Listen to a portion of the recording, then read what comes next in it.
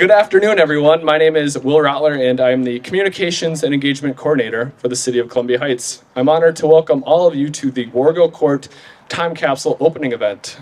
Just 50 years ago next week, members of the Columbia Heights Bicentennial Committee were in this exact park placing a time capsule within this brick structure. And I heard that Bob Nelson of the Bicentennial Committee is here. Where are you at, Bob? Okay. Thank you, Bob. I'm excited to share the memories of the community who played a role in that day, who are here with us today. By a show of hands, who was here on July 3rd, 1976? Thank you very much.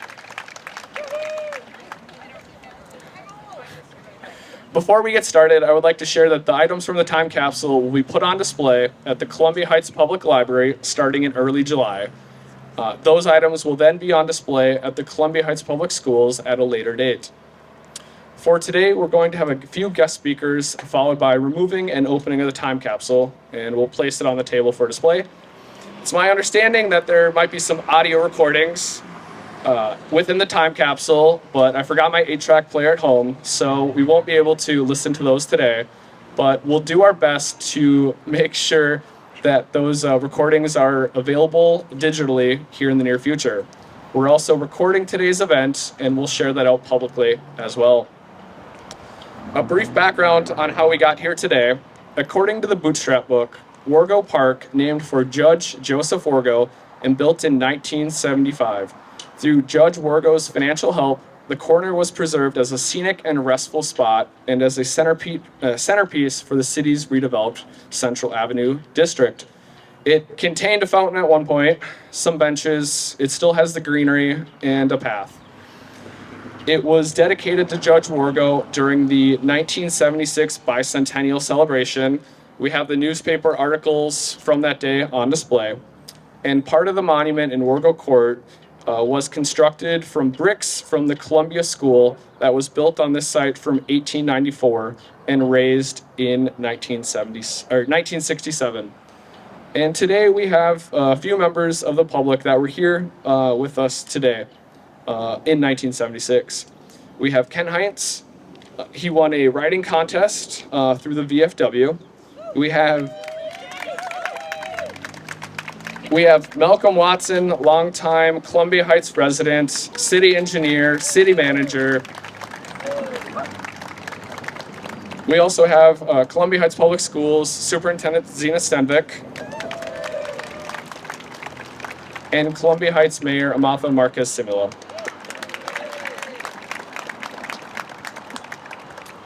Brief bio on Ken. Ken won a writing contest, which was a speech for Voice of Democracy, which was hosted through the VFW, and the theme was Our American Heritage. And I believe Ken's winning speech is in the time capsule. Ken, would you please come on up and say a few words?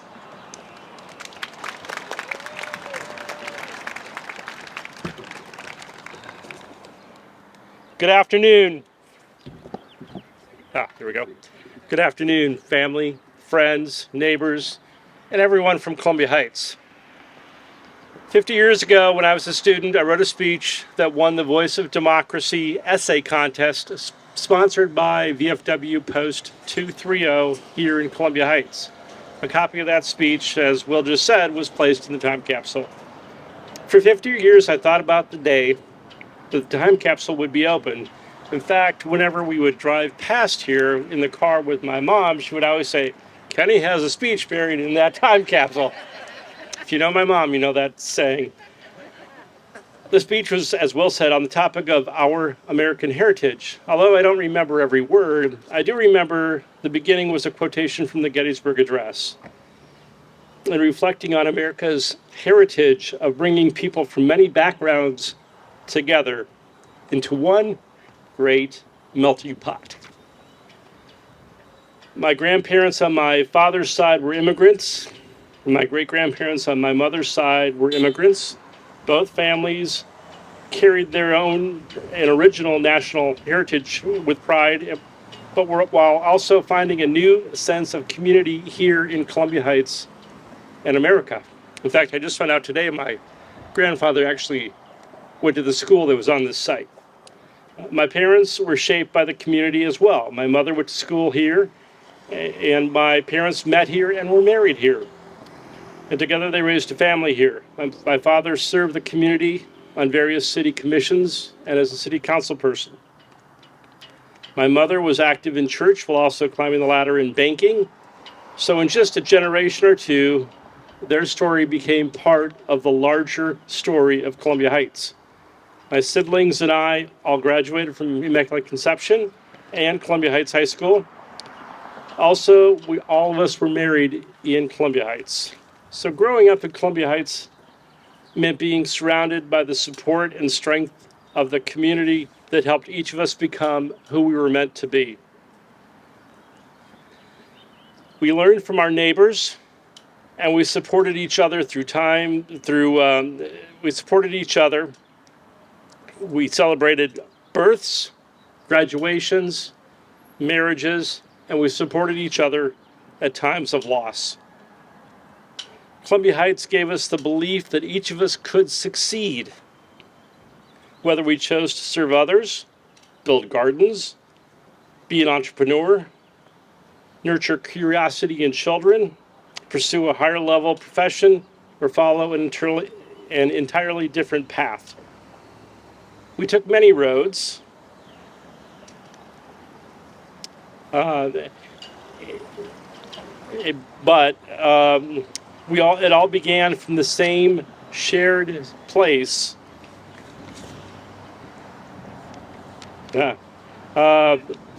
Of this game board of life. Whatever we accomplished was built on a strong foundation created by this community.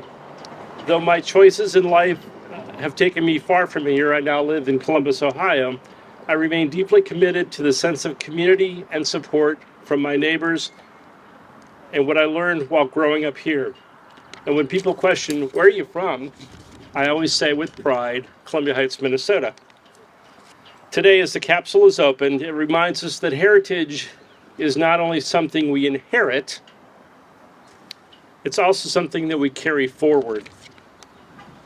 I am grateful to the people, the families, and the community of Columbia Heights who helped shape my life, and I am honored that a small piece of my own youthful voice that has been waiting here for all these years is here to be remembered. Though my mom will no longer be able to say that I have a speech buried here, she will always know that we are all part of the Columbia Heights community. Thank you very much.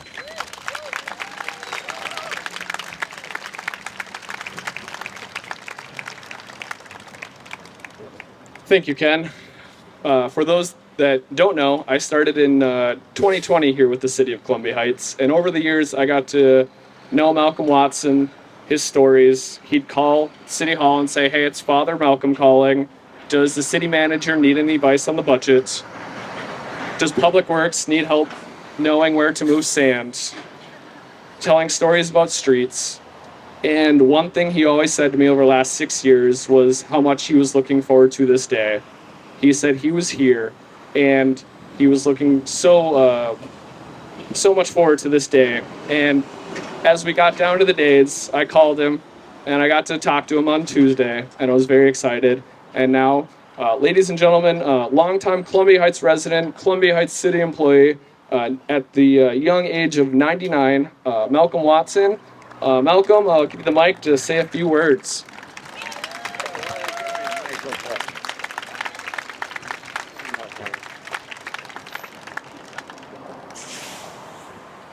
You should never give an Irishman a microphone. Now, my father came to America in 1900, and he settled in northern Minnesota. I came here after the war. I served in the South Pacific with the United States Navy on ship repair units. We had floating dry docks. We were prepared to invade Japan on the 1st of November, 1945. But our president decided to use the atomic bomb, which had never been heard of. And so Hiroshima and Nagasaki were struck with our atomic bombs, and the military from the homeland there decided that they could no longer hold off and would agree to the unconditional surrender which they settled for, and we who were overseas were awaiting our chance to go home. And we came home, and we were served in San Diego Naval Training there, and then came back to Minnesota, took advantage of my GI Bill. By the way, the GI Bill was a real gift. It allowed us to go to college, and the government paid our tuition, books, and fees, and gave us $65 a month to live on. And we went fall, winter, and spring quarters in those days. I became a civil engineer, and later in graduate school, I took the courses to become an administrator, and I became your city manager. And you had me as your manager from 1957 to 1977. And when we had our dedication here in Columbia Heights, I was real pleased to have Joseph Wargo being our city attorney for all the years, and then he went on and became a judge in Anoka County. He used excellent judgment, and it was a real pleasure working with him. Thank you for allowing me to be one of the people dedicating this land on behalf of Joe Wargo. Is very deserving of it. My daughter Colleen is here tonight, and she went here when this was the Columbia Heights Junior High School site. And as I announced years ago, my first grandchild would be my age tonight, and he is here tonight. Thank you.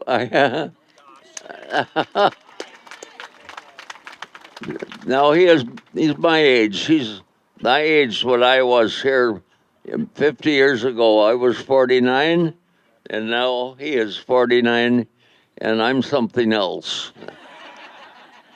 About 99? Yeah, something like that. Anyway, thank you all for coming, for honoring a truly fine gentleman, Joe Wargo.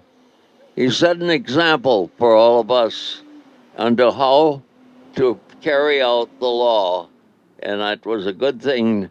I watched him in action, and he was careful to judge people fairly. He handed down a lot of suspended sentences when he knew that the hope of the individual being charged would be changed considerably by allowing them an opportunity to prove themselves. I'm real proud of Joe. He did a job. And thank you very much for being here. If you have any questions, just toss them out there, because I answered them for 20 years as manager and 7.5 years as engineer. God bless you all. Thank you for coming out today. Bye.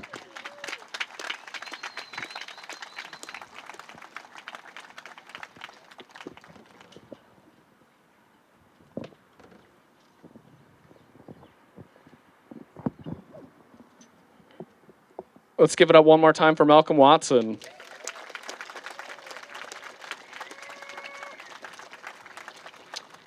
If you were to read the concrete slab there, it would say that this event in 1976 took part in partnership with the Columbia Heights City and the school district, this was home to the Columbia School for 72 years. Next up, I'd like to welcome Columbia Heights Public Schools Superintendent Zena Stenvik.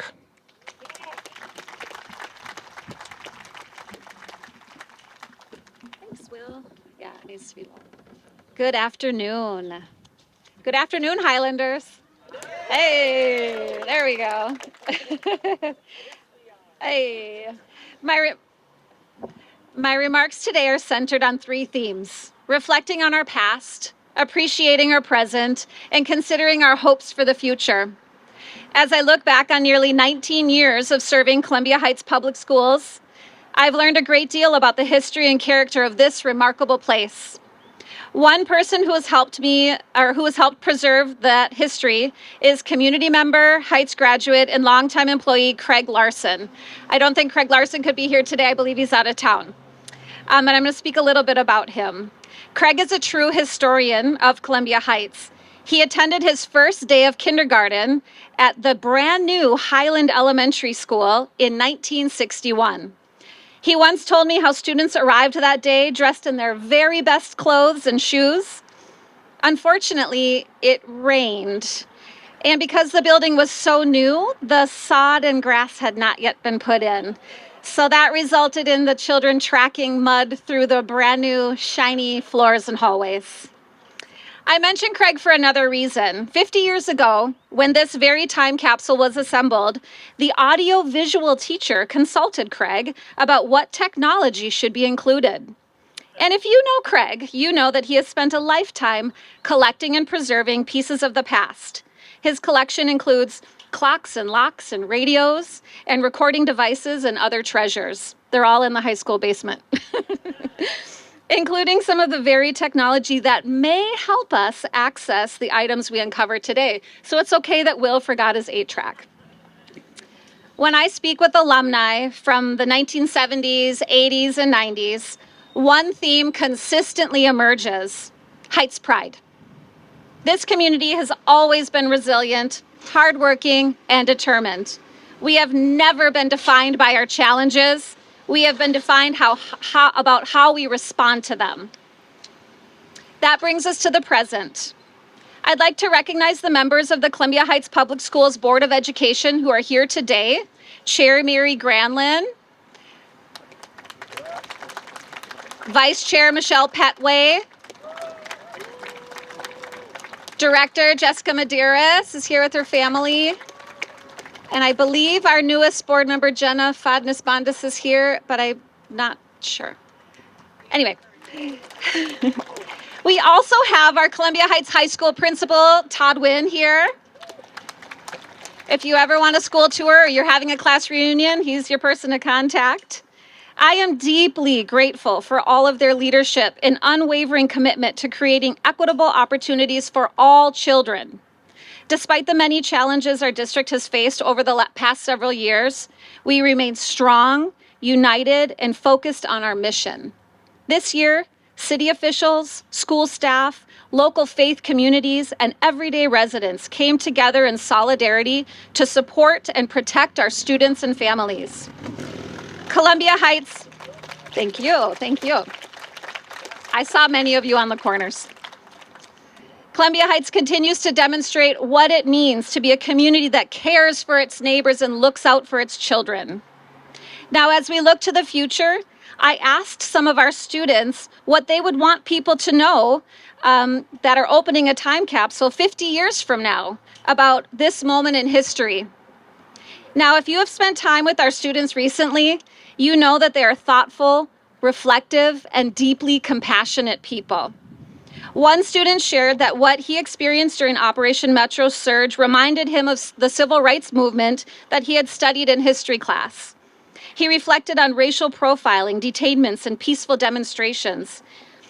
He wondered whether 50 years from now, if our nation will still grapple with these same challenges or whether we will have found a better path forward. Another student spoke about artificial intelligence and wondered how advances in technology might shape society. I think her direct quote was, "Will robots take over the world?" Several students also shared concerns about environmental sustainability and the long-term health of our planet. Yet amid those concerns, what stood out most was their optimism. Our students spoke with pride about their community, curiosity about the future, and excitement about this moment here today with the time capsule. As we celebrate this semi-cinquentennial year, I'm reminded that what makes America extraordinary is not simply the history, its institutions, or achievement. It's the people who make up its fabric. And as I look at you all here gathered today, my hope for the next 50 years is that we continue to see one another's humanity, to listen to one another with empathy, and to work together while appreciating our differences. In a time when polarization can feel overwhelming, our greatest responsibility is to rehumanize one another so that our future generations can inherit communities that are compassionate, inclusive, and united. If we can do that, then 50 years from now, when another generation gathers to open up a new time capsule, they will look back on us with pride and gratitude for the foundation that we left behind. And lastly, I'd like to remind you all that this year marks 100 years of Columbia Heights High School. So we will be posting information on our website and our social medias for events to come. So we look forward to inviting you in for our own centennial. Thank you so much. Have a great day.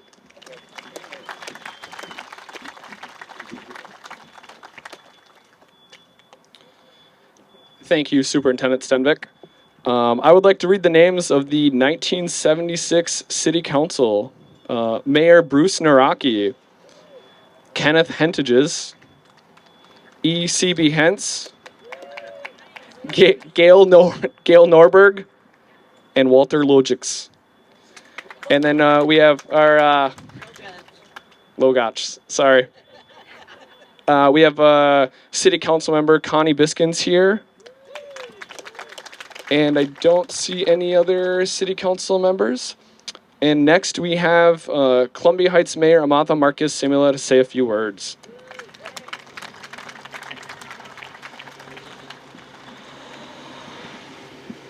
Thank you, Will. And it's so great to see everybody. I just kind of wanted to show off my 70s inspired outfit. There's a little bell bottom, a wild shirt, and kind of a pleather jacket. So I figured I would try to be as fashionable as Malcolm was back in the day.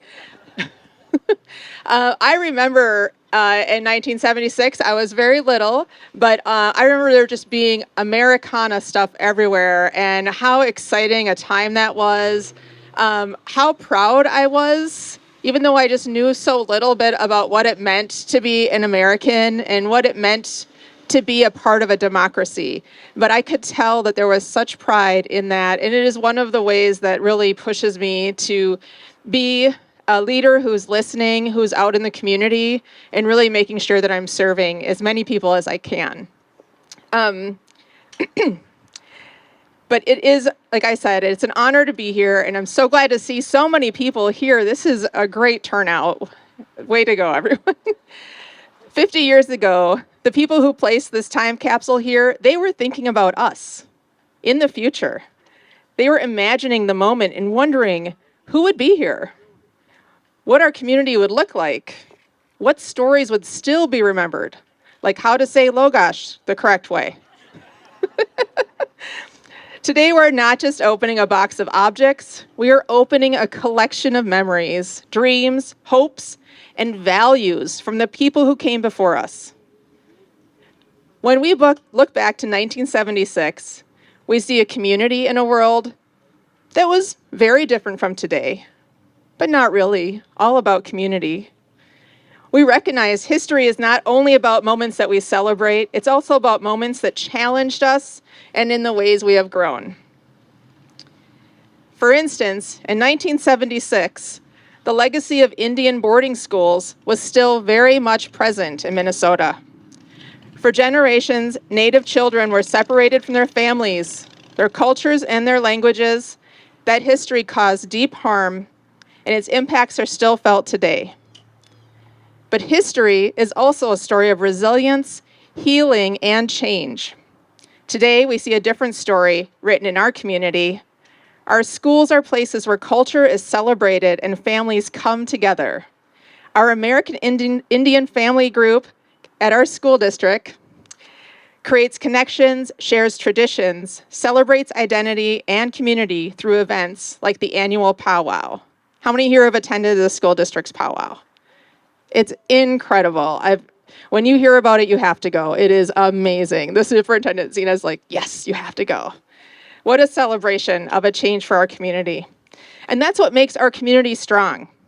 Not that our history is perfect, but that we continue learning, honoring the past, and building a better future together. Our community story has always been shaped by immigrants and newcomers, as Ken mentioned. Many of the people who helped build this community came here with hopes, dreams, and a desire to build a better life for their families. They brought their languages, traditions, cultures, and experiences, and those things became part of who we are. And that story continues today. We remain a community strengthened by immigrants and by people from many different backgrounds, even people from Wisconsin. And we choose this place to call home. A time capsule is really a conversation between generations. I heard someone say, it's a time machine. It's the closest thing we have to a time machine. The people who placed this here 50 years ago believed that their story mattered. And today, we're going to honor that by recognizing that every person's story matters. 50 years from now, someone will look back at our moment in history. My hope is that they see a community that chooses compassion, inclusion, opportunity, and belonging. A community that continues the work of those before us and made room for everyone who came next. Thank you to everyone who's helped preserve this moment. Thank you to city staff for all they did to set up this fantastic event. Thank you to the media for being here and sharing out this honorable message for Columbia Heights. And thank you to everyone who's helped preserve this moment and bring us together today.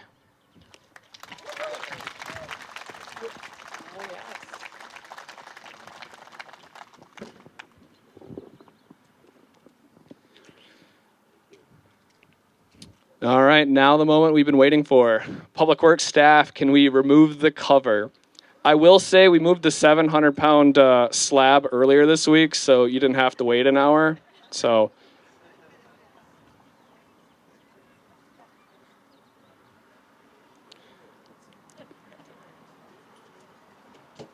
when we pulled it out earlier this week, we found the key. It was taped on it. So Malcolm, we'd like you to do the honor of opening the time capsule.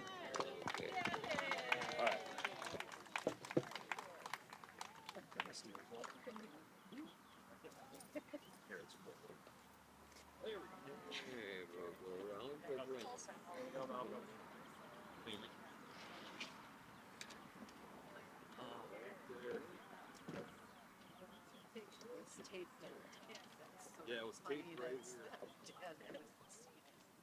Put it in there. Oh, yeah. Okay. Drum roll. Oh, I used a crowbar the first time. There we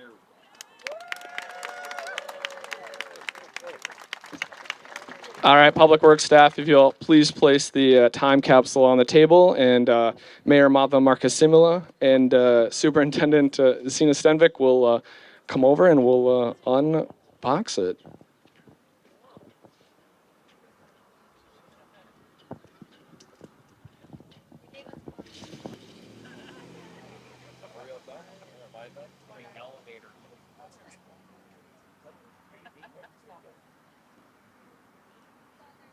Foam on the top. So we have foam on the top, A Twinkie. a plastic bag. Disintegrating. Yes, should be compostable. They did a really good job of sealing the time capsule. It took John about an hour to get it open.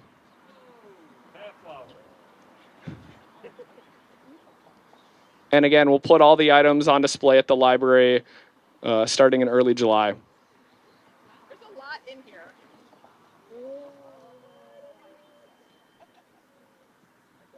Photos? We have some photos. Maybe not. Oh, a letter. We have a letter. Katie Fulton.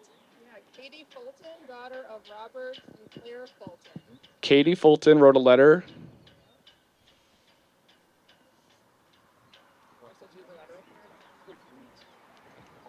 Minneapolis Granite and Marble Company. We have a letter from the Minneapolis Granite and Marble Company. All right. Can I read this? Yep. It says July 3rd, 1976. Dear Katie Fulton, so happy to have you as my granddaughter. You and I have had so many happy times. Just got back from spending a week with you, Mom, and Dad, and had a good time. Hope you are happy and had a good life. Aw, you sure are wonderful and have wonderful parents, and I love being your grandmother. Grandma Fulton. Aw. Here's the time capsule content summary. Ooh. We have a time capsule content summary. That will be good. Should we see if there's any more things? Yeah. Well, there's lots of like letter type things. Let's see. So there's lots of letters to go through, but we're gonna see what else is in. Lots of letters to go through, but we'll continue to go through the contents. Scroll, maybe. The plastic bags really lasted. They use bread ties. The same bread ties we use today. 50 years old. 50-year-old bread ties. Still works.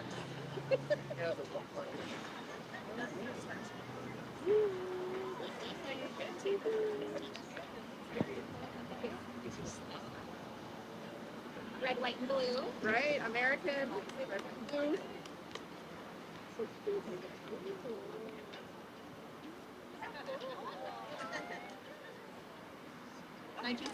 The Bill of Rights. The Bill of Rights.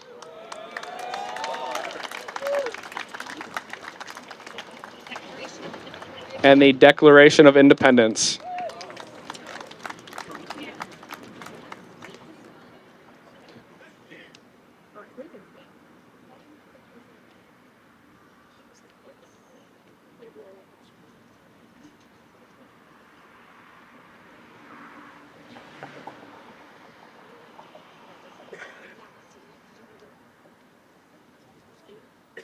Oh my God, they're like cassette tapes. 8-track tapes. 8-track or cassette tapes, maybe.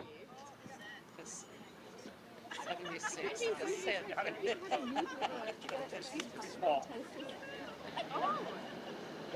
It is cassette tapes. We have about 10 cassette tapes.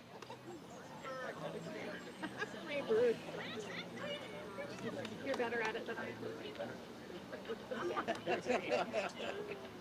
Okay, freedom.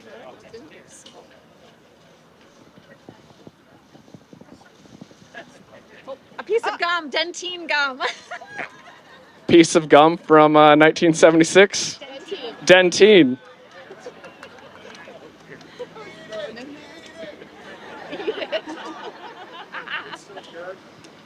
Oh. Councilman Gail Norberg's letter to future citizens. Sound tone 1,000 cycles. Oh. Town meeting. We have a town meeting. We'll get our city clerk to get the minutes for that. Dedication ceremony for this.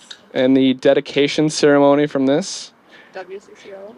WCCO Radio Good Neighbor Award announcement. Another town meeting. Another town meeting. Parks and Recreation town meeting. Parks and Recreation town meeting. We have a new Parks and Rec director, so John, we'll get you those minutes. Look at this. Al Kordiak roast. There is the Al Kordiak roast. If you go check out the library, they have great photos and a write-up of that event. An ecumenical service. An ecumenical service, June 27th, 1976, from the Columbia Heights High School. School system town meeting. School system town meeting. No. Looks like they're in good shape. Yeah. No Freebird. No Freebird. I always did hear a story that Gail Norberg would predict flying cars. This looks like a three-ring binder. 3-ring binder.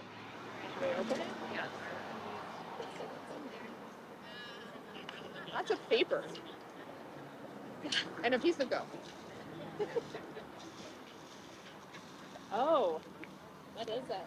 We still use these today.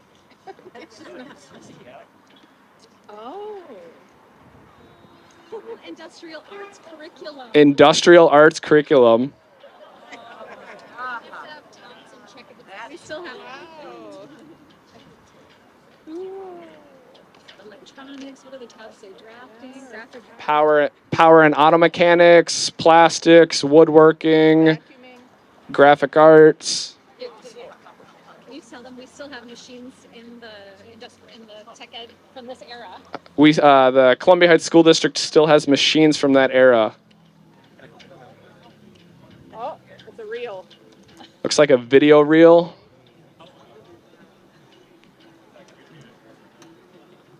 Do we have a reel to reel? Yeah, Craig Good. Larson saved it. All He's right. got all of it.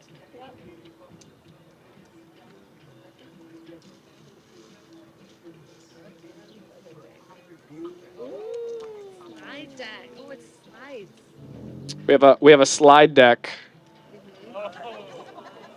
And a video. and a video reel. Those figure out how to play them at the Yep. library, right?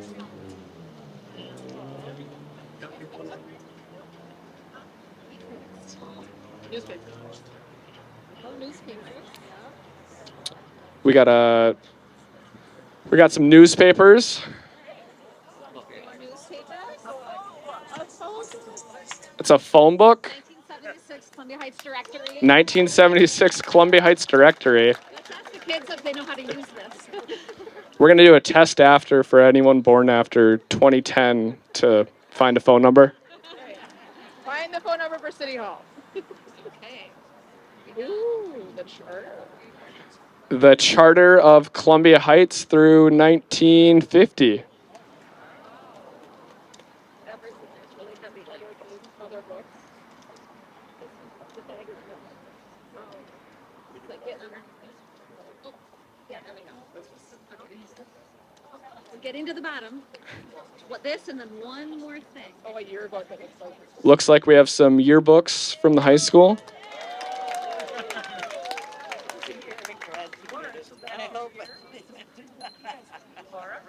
Was that your year, 76? Yeah. What if it's public school? Oh, material. Material for Bicentennial time capsule. A list of the items from the school district for the Bicentennial. The audit report, The audit report, statistical report, the yearbook, the junior high yearbook, junior high yearbook, the district map, district map, long-range planning report, and the proposed budget. Oh, I can't wait to see that. the proposed budget from 1976. Yeah.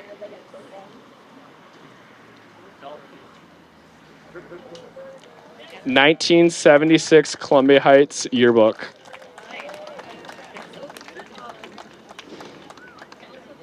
The junior high. And the junior high yearbook.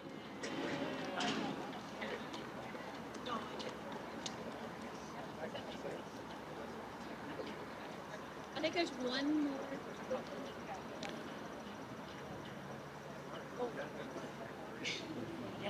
It's books. What are books?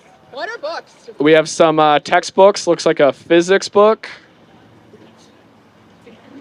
Chemistry. chemistry,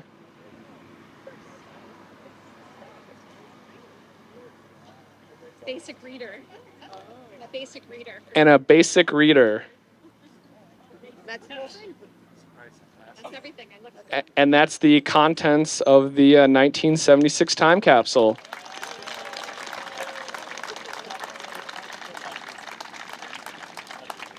Feel free to come up and take a look. Please don't touch. We will put these on display at the library here in a couple weeks. We'll have this recording available to the public as well, and then we'll work with the school district to put those on display at the school district at a later date. I just want to say thank you for coming out. I would also like to thank the 1976 committee for sealing that time capsule. There was another city a few weeks ago that unveiled their time capsule full of water. So I appreciate you all from 1976 sealing it up. Great. again, thank you everyone for coming out today.